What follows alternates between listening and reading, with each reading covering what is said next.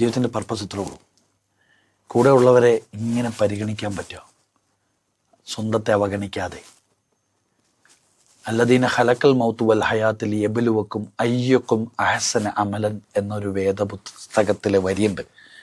ഇതേ പുസ്തകത്തിലെ ഈ വരിയെ ആസ്പദമാക്കി ഞാൻ മനസ്സിലാക്കിയപ്പോൾ എല്ലാ വേദപുസ്തകത്തിലും, ഭഗവത്ഗീതയിലും ബൈബിളിലും വിശുദ്ധ ഖുർആനിലും ഇതേ ഒരു സ്റ്റേറ്റ്മെൻറ്റ് ക്ലിയറായിട്ട് എക്സ്പ്ലിസിറ്റ്ലി മെൻഷൻ ചെയ്തിട്ടുണ്ട്. മനുഷ്യൻ്റെ മരണവും ജീവിതവും സൃഷ്ടിച്ചത് അവനിലെ ഏറ്റവും നല്ല കർമ്മം ചെയ്യുന്ന മനുഷ്യരെ തിരഞ്ഞെടുക്കാനാണ്.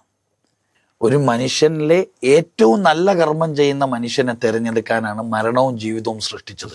ജീവിതവും മരണവും എന്നല്ല പറഞ്ഞ കേട്ടോ, ജീവിതവും മരണവും നല്ല പറഞ്ഞത്, മരണവും ജീവിതവും സൃഷ്ടിച്ചത്. അതായത് മരണം ഉറപ്പാണ്. അത് ആദ്യം പറഞ്ഞത് ഉറപ്പായതുകൊണ്ടാണ്.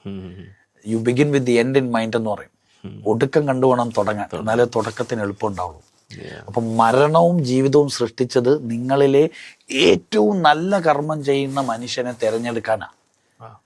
അപ്പോൾ ഏറ്റവും നല്ല കർമ്മം, ശ്രേഷ്ഠമായ കർമ്മം എന്ന് പറഞ്ഞാൽ നല്ലതിലെ ഏറ്റവും ബെസ്റ്റ്. എല്ലാവരും നല്ലത് ചെയ്യും, അതിൽ ഏറ്റവും ബെസ്റ്റ് ചെയ്യുന്ന ഒരാളെ തിരഞ്ഞെടുക്കാനാണ് ഈ ഭൂമിയിലേക്ക് എന്നെ വിട്ടത്. മറ്റുള്ളവർ ചെയ്യാത്ത ഏതോ ഒരു ശ്രേഷ്ഠമായ കർമ്മം ഞാൻ ചെയ്ത് മനുഷ്യൻ്റെ ജീവിതത്തെ, ഇടങ്ങേറായി നിൽക്കുന്ന മനുഷ്യരെ ചേർത്ത് പിടിച്ച് അവരുടെ പ്രശ്നങ്ങൾക്ക് പരിഹാരമായി മാറുന്ന ഈ പ്രോസസ്സിൻ്റെ പേരാണ് പർപ്പസ്. അതിനൊരു മതവും ഇല്ല, അതിന് ഒരു ജാതിയില്ല, അതിനൊന്നേ ഉള്ളൂ, മനുഷ്യത്വമാണ്. അപ്പോൾ ഏറ്റവും നല്ല മനുഷ്യനായി മാറാൻ മറ്റുള്ള മനുഷ്യനെ ചേർത്ത് പിടിച്ച് മുമ്പോട്ട് പോകുന്ന യാത്രയാണ് നമ്മുടെ ലൈഫിൻ്റെ പർപ്പസ്. അത് എങ്ങനെ എന്ന ചോദ്യമാണ് നമ്മുടെ പാഷനിലൂടെ നമ്മൾ ഐഡൻറ്റിഫൈ ചെയ്യേണ്ടത്. എന്നിട്ട് അത് പ്രൊഫഷനുമായിട്ട് കണക്ട് ചെയ്യണം. അപ്പോഴാണ് നമുക്ക് പീക്ക് പെർഫോമൻസ് കിട്ടുന്നത്. അതിലൂടെയാണ് നമ്മൾ പ്രോഫിറ്റബിൾ ആകുന്നത്. എല്ലാം പി ആണ്. ഒന്ന് പർപ്പസ്, ഏറ്റവും നല്ല മനുഷ്യനാകാനായി മറ്റുള്ളവരെ എനിക്ക് എങ്ങനെ സഹായിക്കാൻ സാധിക്കും, അതിന് പറ്റിയൊരു ടൂള്. അതെൻ്റെ പാഷനുമായിട്ട് ഞാൻ കണക്ട് ചെയ്യുമ്പോൾ എൻ്റെ ഒരു പ്രൊഫഷൻ കിട്ടും. ആ പ്രൊഫഷനിൽ ഈ പർപ്പസിൽ നമ്മൾ നിന്നാൽ നമുക്ക് പീക്ക് പെർഫോമൻസിലേക്ക് എത്താൻ പറ്റും. അങ്ങനെയാണ് നമ്മൾ പ്രോഫിറ്റബിളായി മാറുന്നത്.